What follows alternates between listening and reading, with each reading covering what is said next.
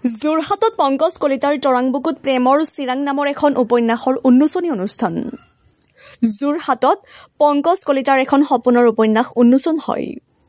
যোৰহাটৰ বিজ্ঞান কেন্দ্ৰত অনুষ্ঠিত হোৱা উন্মোচনী সভাত শুভ উন্মোচন হয় পংকজ কলিতাৰ তৰাংবুকুত প্ৰেমৰ চিৰাং। এই উপন্যাসখন উন্মোচন কৰে সাংকব কৌশিক বৰুৱাই। এই অনুষ্ঠানত সভাপতিত্ব কৰে যোগানন্দ বৰাই। বিশিষ্ট অতিথিৰূপে উপস্থিত থাকে জুৰি বৰা বৰগোহাঁই, মানিক শইকীয়াৰ লগতে বহুকেইজন বিশিষ্ট ব্যক্তি। যোৰহাটৰ পৰা ধ্ৰুৱজ্যোতি পাচনিৰ ৰিপৰ্ট, কেৰিন লাইভ।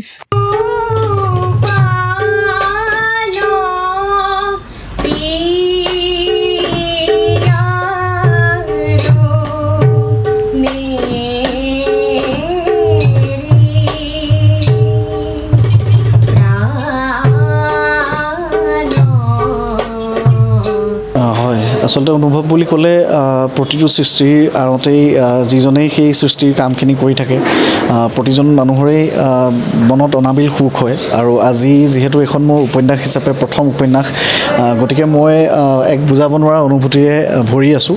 আৰু এই গোটেই যাত্ৰাটো আচলতে আৰম্ভ হৈছিলে এই উপন্যাসখনৰ ক্ষেত্ৰত প্ৰায় 6 বছৰ আগৰ এটা কাহিনীত, যে 6 বছৰ আগতে মই শুই থকাৰ সময়তে এটা সপোন দেখিছিলোঁ। ৰাতি 2:30 বজাত মই সাৰ পাইছিলোঁ। এটা খুব ধুনীয়া সপোন আছিলে আৰু প্ৰেমৰ বিশেষ এটা কাহিনী আছিলে। আৰু সেই কাহিনীটো মই 6 বছৰ আগতে লিখি ৰাখিছিলোঁ। সপোনটোৰ পৰা উঠিয়েই এটা পেৰেগ্ৰাফেই মাত্ৰ লিখি ৰাখিছিলোঁ। তাৰপিছত কিন্তু সেই কাহিনীটো মই একেবাৰে বাদ দি দিয়াৰ দৰে হৈছিলে। তাৰপিছত আমাৰ নাটকৰ গুৰু অসম নাট্য সন্মিলনৰ তাপস তৰুণ শইকীয়া শ্ৰদ্ধাৰ তেখেতক দেখুৱাত তেখেতে প্ৰথম পেৰেগ্ৰাফটো পঢ়ি পেলাই কৈছিলে এইখন দেখোন উপন্যাস হয়। সেই কাহিনীটো তেনেদৰে 6 বছৰ ধৰি পঢ়ি আছিলে। তাৰপিছত মোৰ শ্ৰীমতী অম্লানিকা কলিতা, তেওঁ কৰিমগঞ্জত চাকৰি পাইছিলে।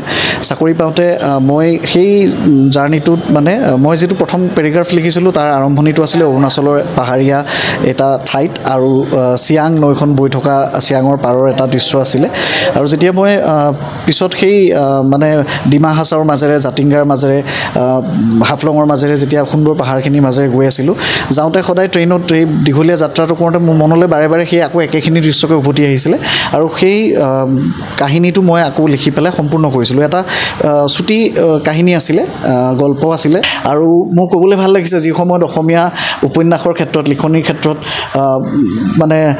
মানুহে পঢ়িবলৈ কেতিয়াবা কিতাপ কিনা আজিকালি যিটো সমাদৰ নাইকিয়া হৈছে বুলি ওলাই থাকে, কিন্তু এই যে ফেচবুকৰ জৰিয়তে মানুহে এই যি দুটা মূল চৰিত্ৰ আছে, প্ৰবাহী আৰু কৃষ্ণেন্দু, আৰু এই চিয়াং, এই প্ৰেমৰ চিয়াং আৰু প্ৰবাহী কৃষ্ণেন্দুৰ এই সোঁতটোত যি ধৰণে মানুহে উঠি ভাহি গৈ আজি এমাহ আগৰ পৰা মোৰ এই উপন্যাসখন অসমৰ প্ৰায় 15-16খনমান জিলাৰ পৰা বুকিং কৰিছে, মহাৰাষ্ট্ৰৰ পৰা বুকিং কৰিছে, দমন এণ্ড ডিউৰ পৰা বুকিং কৰিছে। গতিকে আজিৰ দিনত এখন কিতাপ যে মোৰ প্ৰথম উপন্যাসখন এনেদৰে মানুহে আদৰি লৈছে, মই প্ৰতিগৰাকী সেই নমস্য পঢ়ুৱৈক মোৰ শ্ৰদ্ধা নিবেদন কৰিছোঁ। উপন্যাস বা কিছুমান সামাজিক সমস্যালৈ বিভিন্ন উপন্যাস লিখা হৈছে। প্ৰেমৰ উপন্যাস লিখাটো কমি গৈছে। আমাৰ অসমীয়া সাহিত্যত বহুত ভাল ভাল প্ৰেমৰ উপন্যাস আছে। অজিত বৰুৱাৰ এখন প্ৰেমৰ উপন্যাস আৰু হিমত যাৰ হেৰাল সীমা, অনুৰাধাৰ দিশৰ নিচিনা প্ৰেমৰ উপন্যাস আছে, আৰু সেইবোৰ লিখিছে কেইজনমান পুৰুষে। গতিকে পংকজ কলিতাৰ এখন যদিও প্ৰথম উপন্যাস, তাৰ ষ্টৰি টেলিং খুব ভাল, কোৱাৰ যিটো উপন্যাসৰ যিটো ৰীতি সেইটো খুব ধুনীয়াকৈ কৰিছে। আৰু তাৰ যিটো প্ৰটাগনিষ্ট বা মূল যিটো চৰিত্ৰ, সেই চৰিত্ৰটোৰ খুব সমৃদ্ধ। তেওঁ খুব ফুৰে, তেওঁ গান শুনে, কিতাপ পঢ়ে, সেই বস্তুটোৱে মোক খুব আকৰ্ষণ কৰিলে। আৰু এটা খুব ভাল নিতুল প্ৰেম কাহিনী, তাত সংগ্ৰাম আছে, জীৱন সংগ্ৰাম আছে, সংঘাত আছে। আৰু এগৰাকী ছোৱালীয়ে দেউতাকৰ সৈতে যিটো সন্মুখীন হৈছে সমস্যা, গোটেইখিনি আছে। আৰু এই উপন্যাসখনৰ আটাইতকৈ ভাল লগা বস্তুটো হ'ল ইয়াত মেদ নাই। আজিকালি উপন্যাসবোৰ বহুত ডাঙৰ হয়, আৰু মোৰ নিজেও জানো যে উপন্যাসবোৰ আচলতে মেদ ভৰ্তি হ'লে পঢ়িবলৈ দিগদাৰ হয়। গতিকে এই উপন্যাসখন সেইটো কাৰণে মোৰ ভাল লাগিছে। যিকোনো খবৰ বিজ্ঞাপনৰ বাবে যোগাযোগ কৰক 7896121996, লগতে 7002537271 আৰু 9854011916।